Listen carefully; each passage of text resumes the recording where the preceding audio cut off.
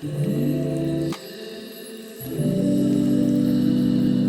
everyone, welcome back to my channel. So today's video is going to be one on a few tips to help you shop online. So the summer sales have just started and I've been getting lots and lots of emails in my inbox of all the brands that I follow having gone on sale. It's killing me right now. So I thought it would be quite a nice idea to share with you a few of my helpful tips that can just kind of aid you in shopping online without having to sort of send everything back or just having a really awful delivery.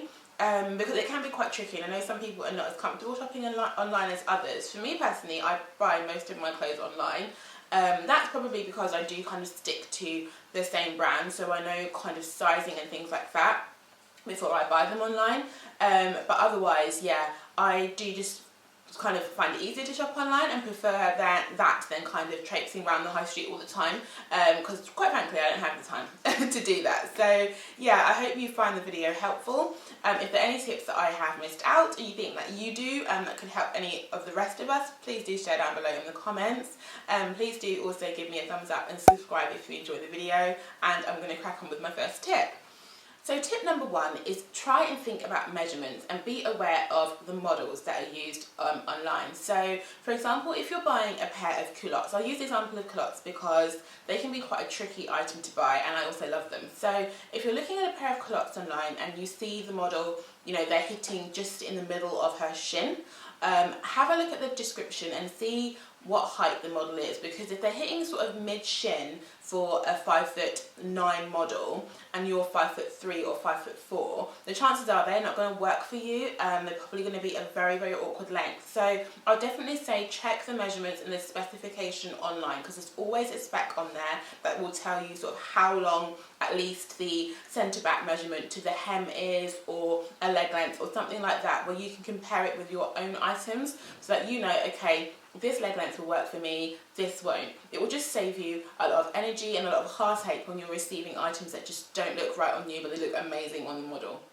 Tip number two is always watch the videos. So basically, I love it when websites and brands offer a video or a catwalk or something where you can actually see the garment moving and the garment on a physical body. I don't think it beats anything. Yes, you can see a flat shot and you can see a photograph of a garment photographed on the model, but when you actually see that product move, you'll get an idea of whether you like how it looks. And also I have found that when I watch the video, the colour of the garment actually can change slightly compared to how it's photographed. So sometimes, you know, I've worked in retail head offices, so I know some of the tricks of the trade, and sometimes you can, you know, doctor a photo, make it lighter or darker, or just play a bit with the colours, and sometimes the colour is not 100% a true representation of the actual garment, but when you see it on the video and you see that garment moving, you do get a truer representation of that. So definitely try to watch any videos that are featured on that product, because it will help you just gain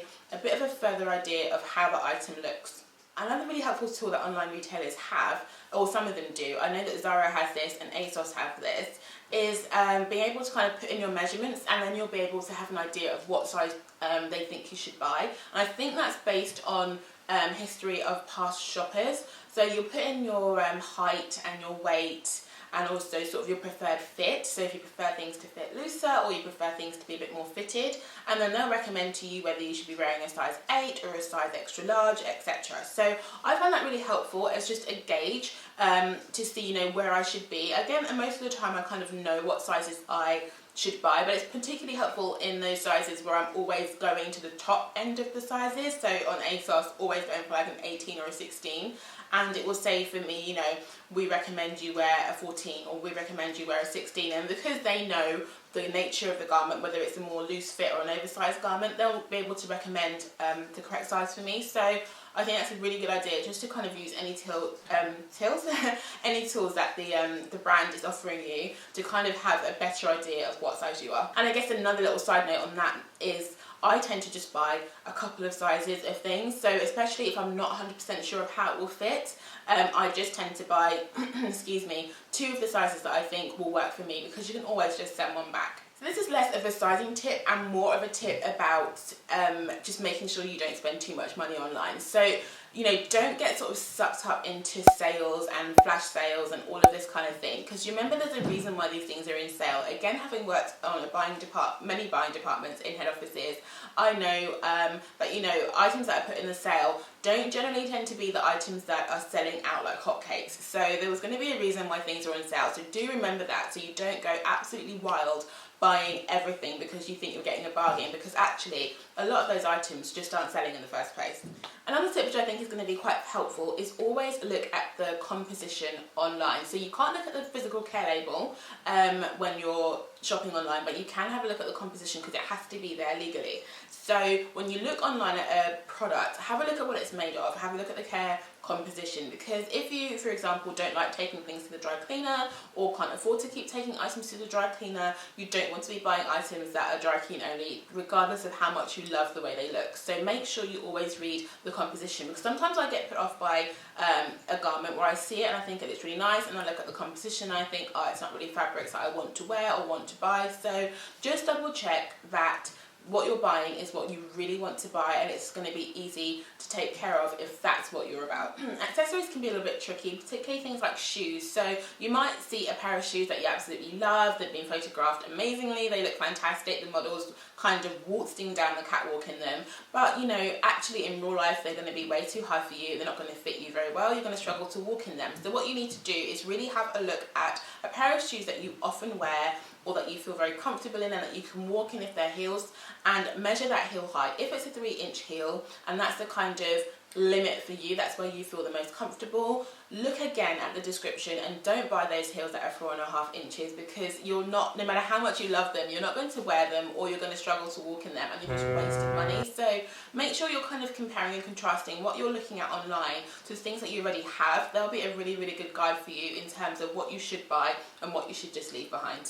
Okay, this next point, honestly, I've been caught out with this, and it's something I always do now, particularly with bags. So sticking on the accessories front, bags tend to be photographed in a certain way that makes them look bigger than they really are.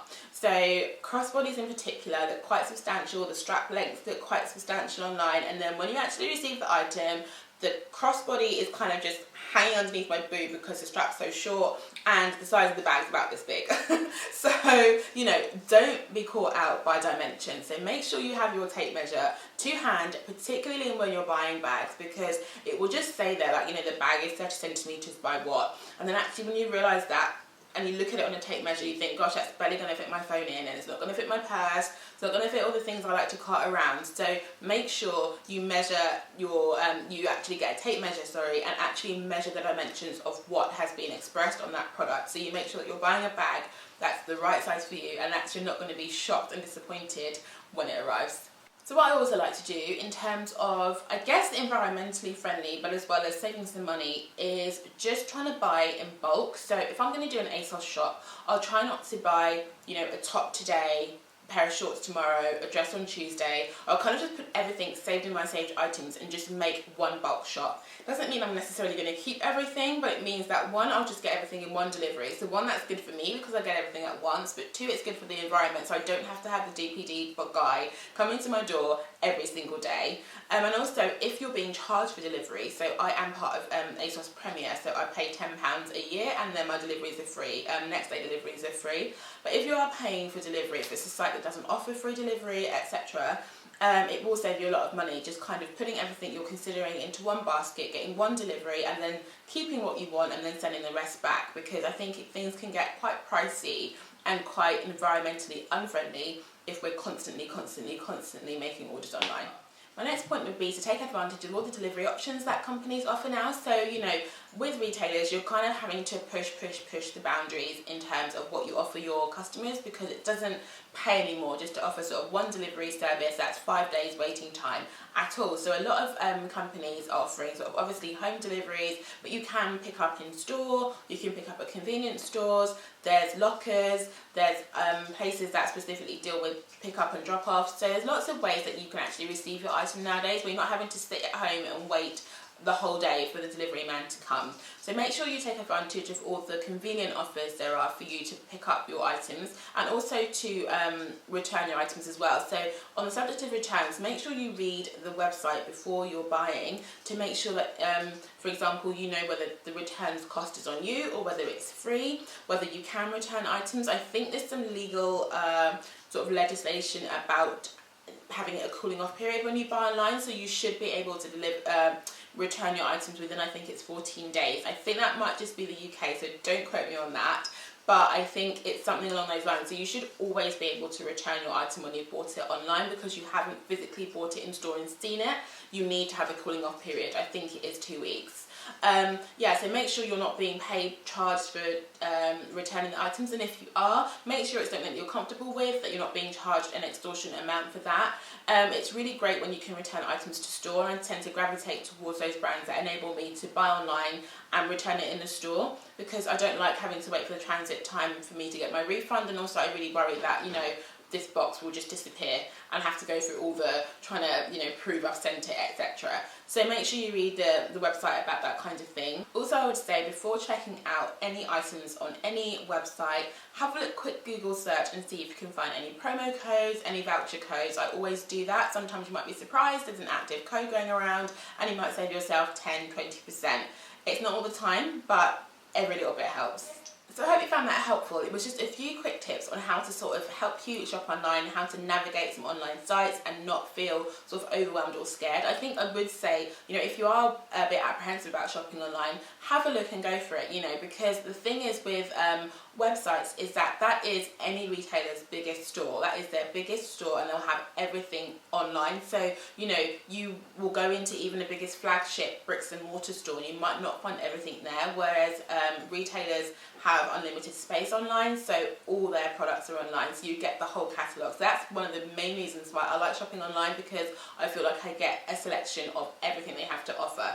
So don't be scared, do a bit of your research with the things that you've got in your wardrobe so you're not wasting money. Don't keep buying sort of every day, every other day. Kind of save up a little shop and then just do it all in one basket. Make sure you read any terms and conditions to know sort of what you're responsible for and what the retailer will accept as a return. It's also quite relaxing. I find it very relaxing to just kind of scroll on my laptop, glass of wine, and have a look at what's in new and every week. I love doing that.